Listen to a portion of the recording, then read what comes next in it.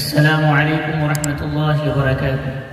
محترم ناظرین، آپ تمام حضرات کے سامنے آپ لوگوں کے روبرو ایک حافظ قرآن کو پیش کر رہا ہوں۔ ایک دم چھوٹا سا ننھا سا بچہ ہے جو آپ لوگوں کے سامنے چند آیات تلاوت کلام اللہ پیش کریں گے۔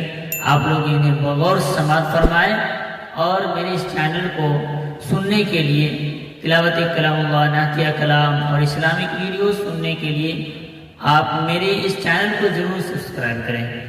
محترم ناظرین، آپ کے روبرو محمد سیف الرحمان